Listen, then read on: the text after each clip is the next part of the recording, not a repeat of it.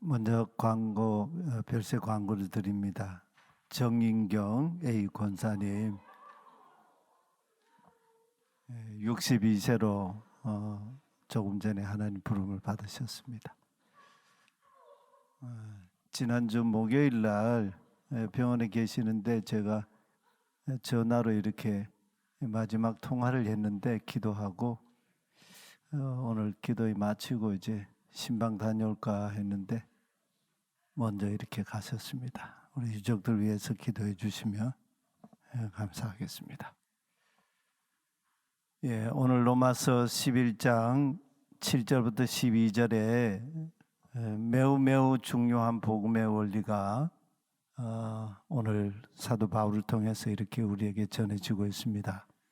지금 우리가 9장 이후부터 이스라엘의 실패에 대한 얘기를 지금 계속 나누고 있는데, 우리가 이스라엘이라고 하는 이 백성, 이 민족이 어떤 민족인가, 백성인가, 이걸 한번 우리 다 아는 얘기지만 고민하지 않을 수가 없지요. 야훼 하나님께서 열방 가운데 구별하여 선택하신 하나님의 백성이지요. 다른 말로 선민이죠. 출애굽기 19장 5절 6절에 의하면 애굽 땅 종되었던 집에서 해방시켜 이끌어내신 이스라엘 백성을 그들의 하나님 야훼께서 시내 광야에서 계약을 맺으셨습니다. 시내 광야에 도착해서 그들과 하나님의 영원한 계약을 맺으시죠. 그래서 계약 백성이 됐습니다. 우리가 국가와 국가 간에 어떤 조약을 맺거나 정상들이 만나서 국가 간에 어떤 그런 계약을 선언하는 그런 일들을 종종 보는데, 그런 계약 사건이 어디 그냥 만났다고 이렇게 이루어지는 게 아니지 않습니까? 계약은 아무나 하고 맺는 게 아니죠. 그것도 야훼 하나님께서 주도적으로 하나님 편에서 430년 동안 애굽의 왕 바로의 노예살이를 하다가 이제 막 해방이 되어서 나온 하나님이 구원해 내신 빈손 백성입니다. 아무것도 없는 백성입니다. 그런 이스라엘 민족과 하나님이 계약을 맺으셨습니다. 어찌 보면 당시에 여러 열방 민족 가운데 가장 연약한 민족 백성들이라고 할 수 있죠. 아직 나라로 이렇게 든든히 세워지지도 못한 그런 사람들이었습니다. 하나님이 그들과 계약을 맺으셨다고 하는 것은 파격이지요. 그 계약 내용을 보면 더 파격적이에요. 세계 열방이 다 내게 속하였다고 선언하시는 하나님께서 노예 근성으로 잔뼈가 굵은 이제 막 해방된 이스라엘 백성들과 계약을 맺으십니다. 내가 너희에게 주는 내 말, 그 말을 절대적으로 듣고 절대적으로 순종하면 너희는 모든 민족 중에서 내 소유, 나의 재산이 되겠다. 하나님의 재산으로 삼으신다는 거예요. 하나님이 무엇이 부족해서 소유물 재산으로 삼으실 게 있겠습니까? 그만큼 하나님과의 관계를 맺는 계약 백성으로 하나님의 재산으로 하나님이 내세울 재산이 인간적으로 말하면 뭐가 그렇게 부족한 게 있겠습니까? 그런데 이 노예 근성으로 아직도 노예 생활 그 잔뼈가 굵은 게 아직도 있는 노예 근성의 이 백성들과 하나님이 하나님의 재산으로 삼으셨다. 그리고 두 번째는 너희를 제사장 나라가 되게 하겠다. 열방을 나 야훼께로 이끄는 제사장 나라가 되게 하겠다. 길잡이가 되게 하겠다. 이거는 엄청 파격적인 거지요. 그리고 세 번째는 지속적으로 열방 중에서 너희들을 나와의 관계 속에 구별된 거룩한 백성으로 삼겠다. 이렇게 하나님이 계약을 맺으셨습니다. 아마 이 역사 속에 왕들과 국가들 간에 맺은 어떤 그 계약보다도 이보다 더 완벽한 계약이 있겠습니까? 이보다 더 위대한 계약이 있겠습니까? 어마어마한 계약이죠. 세계 천하를 하나님의 위임 특권으로 통치하고 다스리는 특권을 받은 백성, 나라, 민족이 되게 하시는 계약이지요.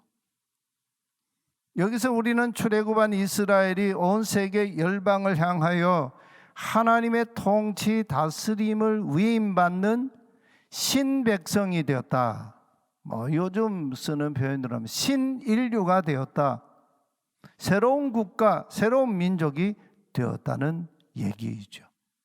이 출애굽기 19장과 그 이후에 나오는 토라 말씀 주시는 그 말씀들은 창세기 1장, 2장에서 하나님이 천지를 창조하시고 인간 아담과 그리고 여자와 남자와 여자를 창조하신 그 하나님의 창조 세계에 하나님이 인간들에게 창조 세계를 다스리라, 통치하라, 생육하고 번성하라, 이런 하나님의 그 놀라운 이 위임 명령을 주셨지 않습니까?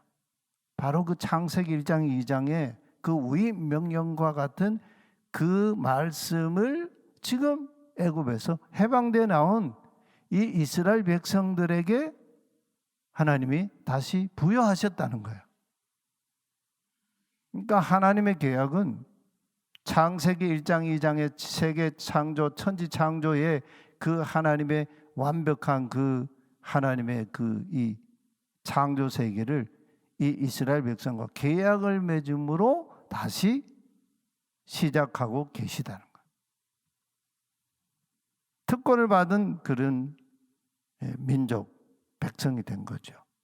그런데 이스라엘은 이런 어마어마한 하나님의 주도하시니 계약을 맺고도 신의 광야를 떠남과 동시에 신의 광야에서부터 하나님의 계약을 파기했습니다. 신의 광야에서 금송아지를 만들어 막 섬기면서 뛰놀면서 잔치를 벌이고 그 앞에서 예배하고 난리법서 그랬죠. 그 광경을 목도한 모세가 시내산에서 하나님 주신 이 십계명 2돌판을 들고 오다가 그 백성들의 패역함을 보고 그것을 던져 그냥 깨뜨려 버리는 그런 사건이 일어났잖아요. 참 기가 차지요. 신의 광야에서부터 이 백성들은 하나님께서 아무것도 아닌 그 백성들과 맺어주신 그 계약을 헌신짝처럼 내다버렸습니다. 광야 40년 유랑생활 내내 하나님과의 계약을 밥 먹듯이 위반했습니다. 가나안 땅에 그들을 하나님이 들이셨는데, 그래서 그들에게 영원한 기업으로 주셨는데, 그 약속의 땅에서 하나님 말씀이 작동하는 그 땅에서도 하나님의 말씀을 어겼습니다. 여호수아가 죽음을 눈앞에 두고 세겜에서 이스라엘 백성과 언약을 다시 갱신하지요. 너희는 이제 너희 섬길 자를 오늘 택하라 그랬죠. 너희가 강 저편에서 너희 조상들이 저 유프라테스 강 건너편에서 섬기던 그 우상이나 애굽에서 섬기던 신이든지 열방 중에 다른 민족들이 섬기는 신이든지 그 어떤 신이든지 그 섬길 것을 오늘 나 야훼 하나님과 이 관계 속에서 누굴 섬길 건지 택하라. 그리고 이제 여호수아가 세상을 떠나지 않습니까? 근데 놀랍게도 여호수아가 죽고 여호수아와 함께 했던 이 지도자 장로들이 세상을 다 떠나고 나면서 이스라엘의 야훼 하나님을 알지 못하는 세대가 일어났다 그러죠. 어두운 사사시대, 흑암의 시대가 400년 가까이 쭉 흘러갔습니다. 배역한 세대가 됐습니다. 사사시대만 그런 게 아니에요. 왕정시대가 돌입했는데 사울왕 때도 하나님을 거역했죠. 왕이 폐위가 됐지 않습니까? 왕이 아주 참담하게 죽었습니다. 2대 다윗왕은 그래도 하나님 보시기에 하나님의 길을 걸었습니다. 그리고 그 백성들도 왕과 함께 하나님의 길을 걸으려고 했습니다. 그러나 그 아들 솔로몬 때에 가서 성전을 건축하고 하나님 야훼 신앙이 정점에 오는 그런 이 전성기를 맞이했지만 그들이 역시 하나님을 버리고 범죄했다. 솔로몬이 하나님을 떠났다 그랬지 않습니까? 심지어 성전에도 우상을 세워서 우상을 섬겼다고 했습니다.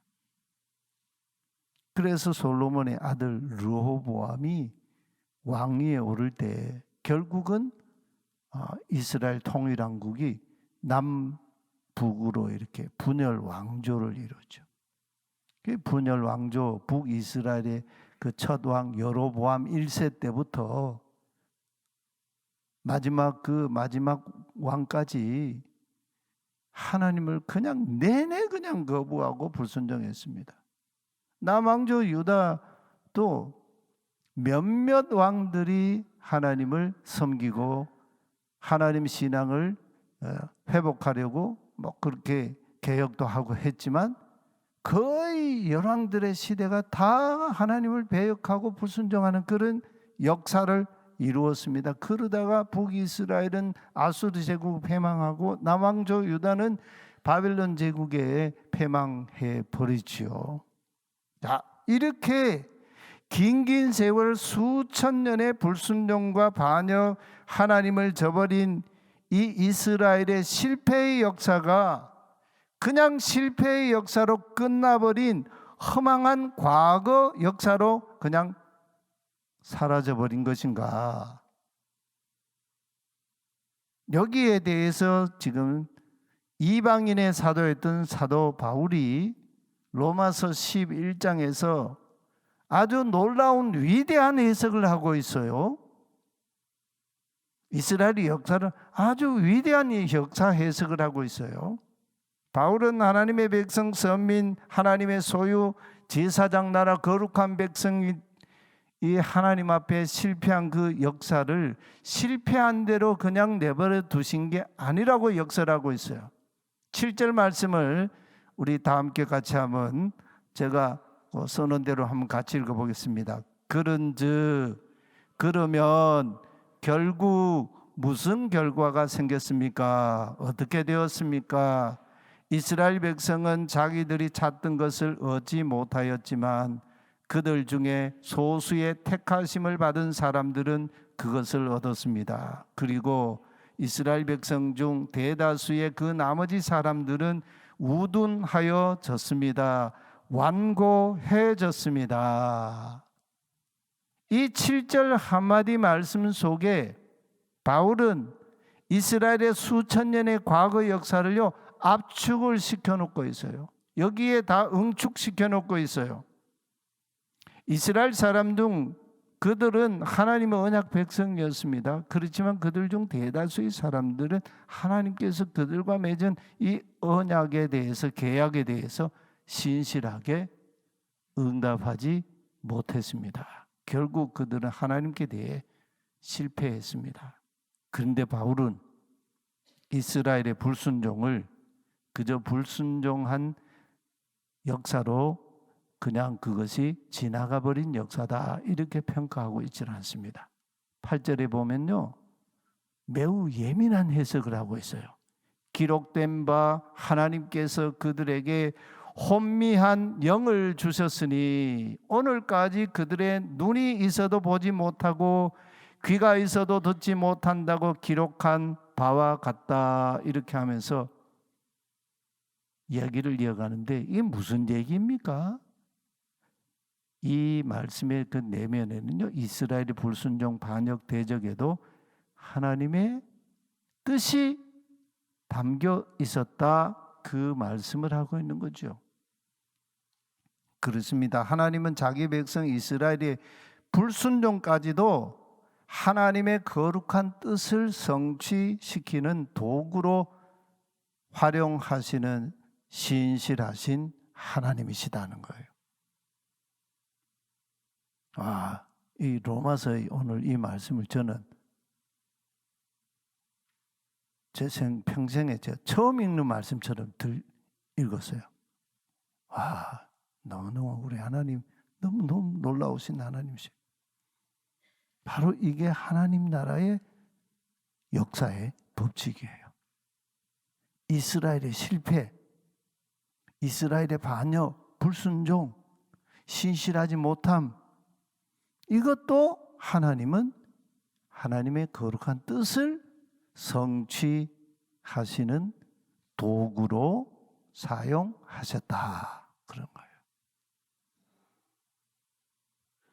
실제로 이스라엘 남북 왕조의 패망의 역사, 그러면서 디아스포라 그 이스라엘 사람들의 역사가 지금까지도 이어지고 있지 않습니까? 지금 전 세계의 유대인들이 각 나라에 흩어져 살고 있어요. 이 사람들 디아스포라 유대인들이잖아요. 디아스포라 이스라엘 백성들이지 않습니까? 근데 하나님은 이스라엘의 반역을 하나님의 뜻을 성취시키는 도구로 쓰셨다는 거예요. 잘 아시는 대로 바벨론 포로 역사 시대에 생겨난 매우 중요한 역사적 산물이 있습니다. 두 가지가 있는데 크게 많은 게 있지만 크게 두 가지를 얘기할 수 있는, 첫째는 서기관 제도가 거기에서 생겨났습니다. 예수님 시대 서기관들, 즉 율법학자들, 토라학자들이죠. 바벨론 포로지에 가서 패망한 그 포로지에 간 그 땅에서 하나님의 토라의 말씀을 다시 연구하고 그 말씀의 의미를 다시 찾고 하나님의 말씀을 다시 듣고 그 말씀을 지켜 행하는 토라 학자들, 즉 이스라엘의 새로운 그 역사의 지도자들이 일어났습니다. 그 대표적인 인물들이 에스라라고 하는 인물이죠. 에스라는 제사장이면서 토라 학자였지 않습니까? 또 정치가이지만 이스라엘의 중요한 그 리더들이 있었지요. 페르시아의 총독이었던 느헤미야, 또 스룹바벨, 이런 인물들은 아주 하나님 말씀에 달통하고 하나님 말씀을 연구하고 그리고 그러면서 그 시대에 아주 유능한 정치적인 그런 지도자였습니다. 유다의 총독으로 파견됐던 그런 인물들 아닙니까? 하나님은 이스라엘의 불순종의 그 역사 속에서 하나님의 말씀을 연구하고 가르치고 그것을 다시 세우는 역사의 인물들을 세우셨습니다. 서기관들이 그때 생겨났습니다. 그 다음 두 번째는 디아스포라 유대인이 생겨났습니다. 이 사람들은 나중에 우리가 신약의 사도행전에서 또 서신들에서 보듯이 사도들이, 복음의 일꾼들이 곳곳에 가서 복음을 전할 때마다 유대인의 회당에 가서 복음을 전했지 않습니까? 거기에서 이제 사람들을 만나는 접촉점이 됐지 않습니까? 그 회당에 누가 있습니까? 디아스포라 유대인들이 거기에 있었어요. 그 사람들 중에 복음을 듣고 예수 그리스도를 주로 고백하고 하나님의 백성이 되는 새로운 이스라엘을 형성하는 대단히 중요한 그런 이 선교, 복음 증인의 모체가 됐어요. 하나님의 놀라운 그 역사의 반전이죠. 우리가 성경 역사를 한번 가만 뒤집어 보면요, 이와 같은 하나님의 뒤집기, 하나님 역사의 그 이야기들이요, 성경 안에 꽉 차 있어요. 창세기의 얘기만 그냥 몇 가지만 예를 든다면, 창세기 4장에 아담과 하와의 그 두 아들 얘기가 나오지요. 큰 아들이 가인이고 둘째가 아벨이었어요. 이 가인과 아벨이, 가인은 농사 짓는 사람이었고, 요즘으로 말하면 그냥 농사꾼이 아니고 대농을 하는 그런 이 대기업 그런 이 회장이었다고 볼 수 있어요. 아벨은 양치는 그런 이 목축업을 하는 그런 이 사람이었습니다. 두 사람이 상당한 시간이 흐른 후에 하나님을 예배하는 그 예배자의 그 이 모습이 등장하죠. 근데 가인과 그가 드린 제물은 하나님이 로샤 거들떠 보지도 않으셨어요. 그리고 아벨과 그가 드린 제물은 하나님이 그냥 눈이 뚫어지라 보시면서 그 아벨과 그가 드린 예물을 하나님이 기쁘게 받으셨다. 이 예배 사건이 있은 이후에 예배에 실패한 가인이 예배에 성공한 동생 아벨을 들로 데려가서 쳐 죽였습니다. 아벨이 그냥 땅에서 끊어졌죠. 그 피가 땅에서 막 호소를 했죠. 아벨의 역사가 끝나는 줄 알았는데 하나님이 아담과 하와에게 죽은 아벨을 대신해서 다시 셋이라고 한 아들 주죠. 또 셋이 또 에노스라고 하는 아들 낳아요. 이 시대에 가서 야훼의 이름을 다시 부르기 시작하였다. 놀라운 역사가 일어나요. 여기에 보면 가인과 아벨의 관계에 가인은 동생 아벨, 예배에 성공한 동생 아벨을 시기하는 자로 등장하고 있어요. 그래서 예배에 성공한 아벨을 가인이 쳐 죽여버립니다. 그래서 가인의 역사가 그냥 승승장구하고 아벨의 역사는 그냥 세상에서 사라지는 줄 알았는데 하나님은 또다시 그의 대를 잇는 새로운 하나님의 사람을 또 세우시죠. 아브람 시대에 가면요, 두 아들이 있는데 첫째 아들이 이스마엘이고 하갈을 통해서 낳았죠. 그리고 둘째 아들이 약속의 아들인데 아브라함의 아내 사라를 통해서 낳은 아들 이삭입니다. 근데 이스마엘이 이삭을 시기했습니다. 근데 하나님은 누구를 정통이라고 약속의 아들로 인정하셨습니까? 이삭을 인정하셨습니다. 이런 시기와 이 갈등 관계 속에서 하나님 나라가 지금 이어가고 있는 거예요. 이삭의 두 아들이 있죠. 장자는 에서이고 둘째 아들은 야곱입니다. 쌍둥이죠. 근데 이 에서는 장자의 명분을 경홀히 여겼다. 하나님이 그걸 아주 에서의 인생을 아주 꿰뚫어 보고 계신 거죠. 그런데 야곱은 둘째로 태어났는데 장자의 이 명분, 장자가 받는 복, 그것을 자기가 태생적으로 받지 못하는 것에 대한 굉장한 이 갈등을 가지고 있었어요.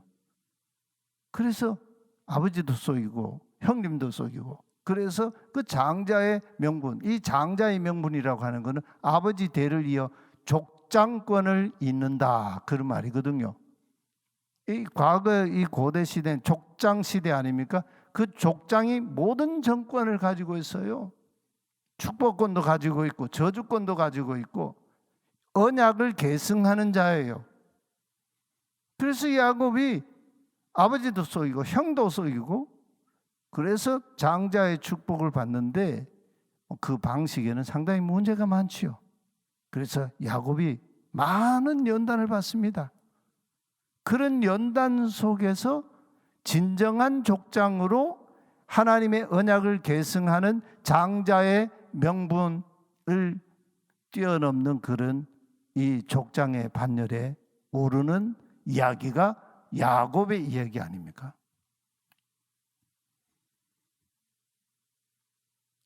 그 아들 요셉 때에 가면요, 요셉은 11번째 아들이에요.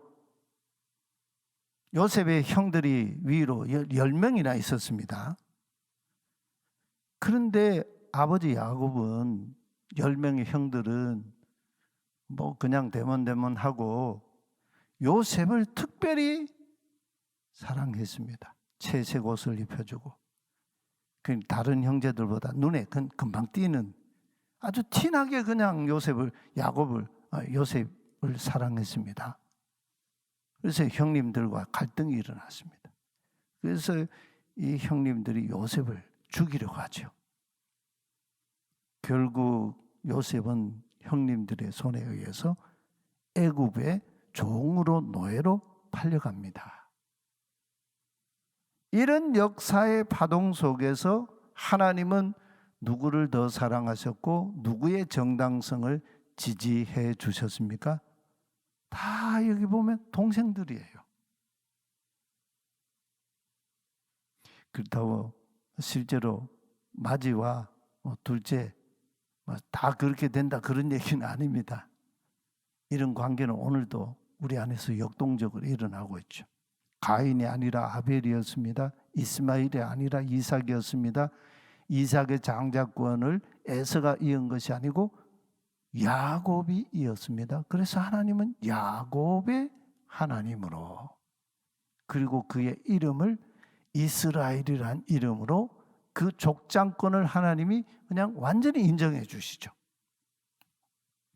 형과 동생 사이에 일어난 이 갈등과 시기, 이런 관계 속에서 하나님은 동생을 시기하고 질투하는 형들의 분노와 시기심을 바꾸어서 하나님 나라의 커다란 역사의 그런 이 물줄기를 흘러가게 하는 하나님의 이 동인으로 오히려 하나님이 인정하시는 사람, 그 사람을 세워가는 이 반대편에 있는 갈등의 이 인물들을 하나님이 도구로 사용하고 계시다는 거예요. 요셉 이야기를 보면요, 결국은 요셉이 노예로 팔려갔지만 보디발의 집에서 가정 총무가 되었는데 여호와의 손이 요셉과 함께 하심으로 그가 형통한 자가 되어 그랬습니다. 이거 한마디가 그냥 요셉의 인생에 모든 걸 해석 다 해주는 거예요. 그런데 억울하게 요셉은 옥에 갇힙니다. 근데 하나님의 손이 그를 구해내시죠. 결국은 바로 왕에게까지 발탁이 되어서 왕을 대신하는 애굽을 전역을 통치하는 바로 왕 바로 다음 이 통치자가 됩니다. 통치자가 됐다, 그게 중요한 게 아니에요. 더 중요한 거는 그런 이 애굽의 권력자가 되게 하신 하나님은 요셉을 통해서 이 야곱의 가족들을 애굽으로 불러서 거기서 큰 민족을 이루게 하셨습니다. 많은 파란 속에서요.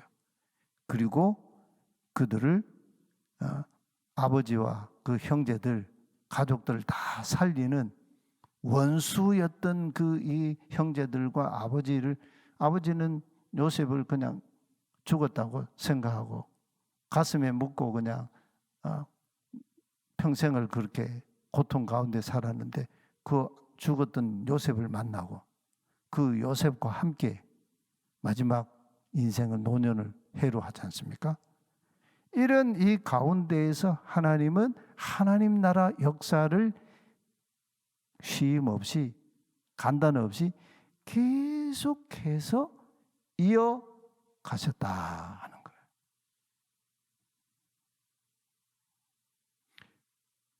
이 로마서 11장의 이 사도 바울의 해석이요, 이 역사 해석이 오늘 우리에게 굉장히 중요한 그 영적인 통찰을 주고 있어요. 하나님의 나라는 절대 이 땅에서 세상의 권력이나 어떤 불순종이나 반역자들에 의해서 하나님의 나라가 중단되거나 패하는 일이 절대 없다는 거예요. 우리 개개인의 삶에도 마찬가지입니다. 우리의 신앙의 문제에서 교회 공동체 안에서의 그런 이 신앙의 문제에서도 마찬가지예요. 근데 이 바울은 지금 로마서 11장에서 놀라운 이 이야기를 하고 있죠.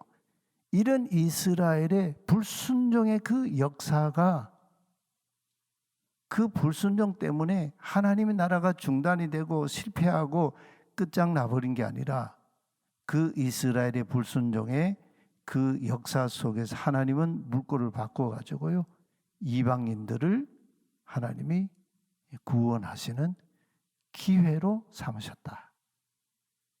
그 구약의 시대에도요, 그 일은 계속해서 일어났습니다.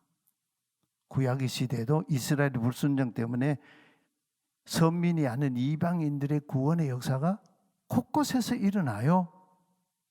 예. 뭐 나만 장군의 얘기라든지 수많은 그런 얘기들이 있잖아요.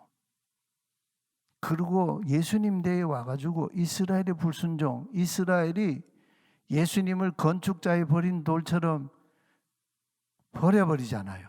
포도원 밖으로 내던져서 예수님을 죽여버리잖아요. 하나님의 주인의 아들을 죽여버리지 않습니까? 그런데 그 버림받은 돌이 성전에, 하나님의 집에 모퉁이 돌이 됐다. 기초석이 됐다. 굉장히 중요한 이런 반전 역사지요. 하나님 나라 이 자체는 이 불순종과 반역과 그런 이 역사 속에서도 계속해서 하나님의 뜻은 성취되어 가고 이루어져 가고, 심지어 예수님을 십자가에 못 박아 죽였을 때에도 예수님이 실패한 게 아니라 하나님의 구원이, 놀라운 구원 사건이 되게 하셨다는 거죠. 사도 바울이 선언하지 않습니까? 십자가의 도가 멸망하는 자들에게는 미련한 것이요 구원을 얻는 우리에게는 하나님의 능력이요 지혜다고. 얼마나 놀라운 얘기입니까? 오늘 우리 안에 삶의 자리에 있는 반역과 불순종의 그런 일들이 일어날 수 있습니다. 그러나 하나님은 그 가운데에서도 새로운 구원의 역사에 그 물결을 일으키시고, 오늘 사도 바울이 굉장히 중요한 얘기를 하죠. 11절 말씀을 우리 다 함께 같이 한번 읽어보겠습니다. 같이 읽겠습니다. 그러므로 내가 말하노니, 그러면 내가 묻습니다. 이스라엘이 걸려 넘어져서 완전히 쓰러져 망하게끔 되었습니까? 그럴 수 없습니다. 그들의 허물 때문에 구원이 이방 사람들에게 이르렀는데 이것은 이스라엘에게 질투하는 마음이 일어나게 하려는 것입니다. 무슨 얘기일까요? 불순종 때문에, 반역 때문에 오히려 이방인들이 구원을 받게 되었다. 장자가 아닌 차자인 이방인들도 구원에 동참하게 되었다. 그런데 바울은 여기서 끝나지 않고 12절에서 굉장히 중요한 얘기를 우리에게 던지고 있어요. 이스라엘의 넘어짐 곧 범죄가 세상에 풍성한 축복을 가져왔고 이스라엘의 실패가 이방인들에게 풍성한 축복을 가져왔다면 이스라엘 전체가 하나님 앞에 바로 서게 될 때에 세상에 임하는 그 복은 얼마나 더 엄청나겠느냐. 오늘 우리가 혹 불순종하고 반역해도요, 하나님은 하나님 역사를 이루십니다. 그러나 우리가 하나님 앞에 바로 서서 하나님을 섬기고 응답하면 이 세상이 우리를 통해서 복을 받게 될 그 복이 얼마나 풍성하겠느냐, 이렇게 우리에게 지금 도전을 하고 있습니다. 뒷부분 13절부터 이제 이 말씀을 또 계속 이어가야 되겠는데, 우리가 순종하면 복의 근원으로 우리를 통해서 더 큰 하나님의 은총이 우리 가정에, 우리 교회 공동체에, 우리 이웃에게, 또 우리가 살아가는 삶의 자리에 임하게 됩니다. 하나님께서 오늘 우리를 통해 일하여 주옵소서.